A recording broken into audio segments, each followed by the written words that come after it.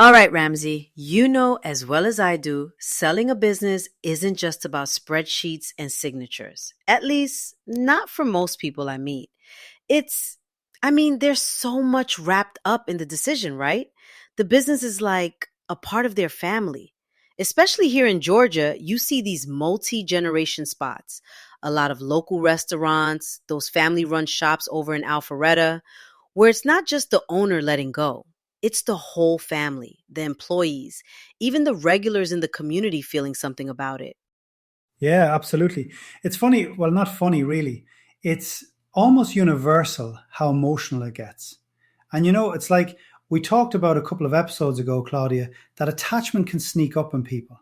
Even folks who start the process thinking it's just a business transaction. Pretty soon, they're hit with all the memories and the relationships they've built over the years. Honestly, I've had tough negotiations over dollars and cents, but the part that derails deals more often is like the owner's fear of what comes after selling or letting go of what they've built. Totally. And actually, I've got one story that always comes to mind. There was this bakery in Atlanta, second generation. The daughter was running it after her parents retired. You could feel the history every time you stepped in. She told me, gosh, I remember her saying, "This is more than a job. It's who I am. And it's my parents' story too." She wanted the best outcome for her family and honestly, for every longtime customer and baker on her team.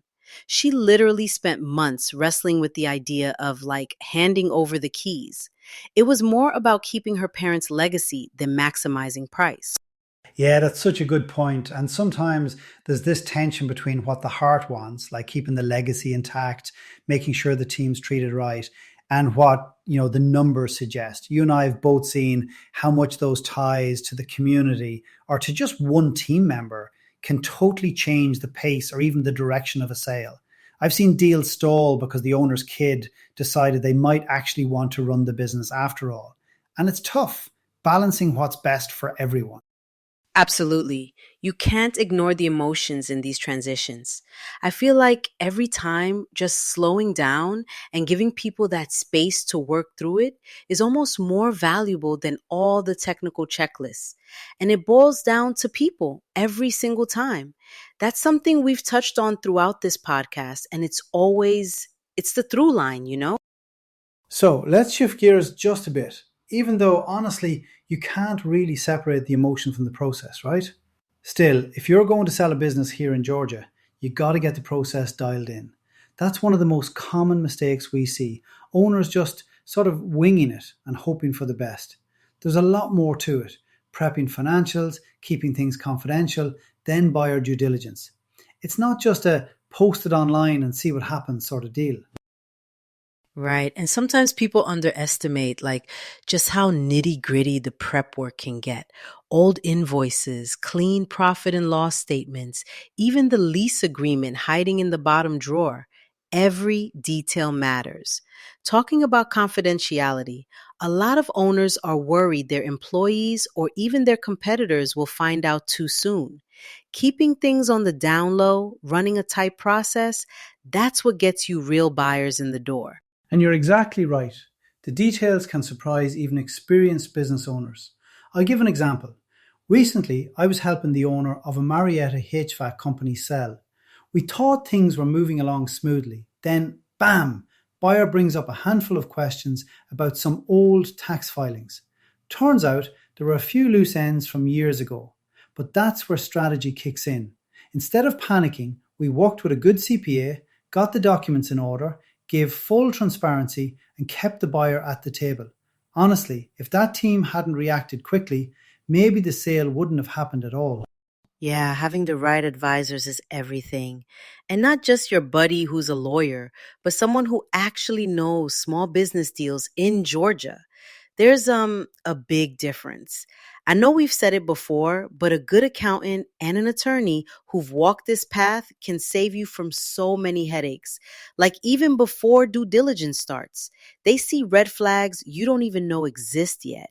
Totally. I mean, as we talked about in our episode on hard lessons, owners often learn too late that skipping the prep or bringing in the wrong kind of advisor can blow up a sale. There's just too much at stake to treat it casually. And sometimes, yeah, you might even want an M&A specialist or a really good broker just to quarterback the process. Getting everything organized up front, keeping your options open, and having a team you trust, that's what gets deals across the finish line. Couldn't agree more. And even though each deal is unique, every successful sale I've seen involved planning, the right people in your corner, and a willingness to face whatever pops up. No sugarcoating it. That's the way you protect yourself and your business during the ride, not just at the end. And even when the ink is dry, the story doesn't end. Right, Ramsey? There's always that question: what happens next for the business and for the owner? I love thinking about legacy. Like, how do you make sure what you built doesn't just survive, but actually thrives after you've stepped away? I remember working with a manufacturing firm in Norcross. Not a huge company, but the owner cared deeply about everyone on his team. He ended up staying on for 6 months after the sale, mentoring the new buyer. That handoff, it was seamless. Not just because of the contracts, but because there was real buy in from both sides. And the business is still doing great, even a couple years down the line. Yeah, it can make all the difference. And legacy, it's different for everyone. Some people want to set up succession plans, make it a family thing. Others want to give back, maybe get a local charity involved, or negotiate special terms so their team keeps their jobs. I know when I sold my own company, honestly, I wasn't totally prepared for how hard it'd be to step away. I did have a plan in place, but there was definitely that moment of, so, what now?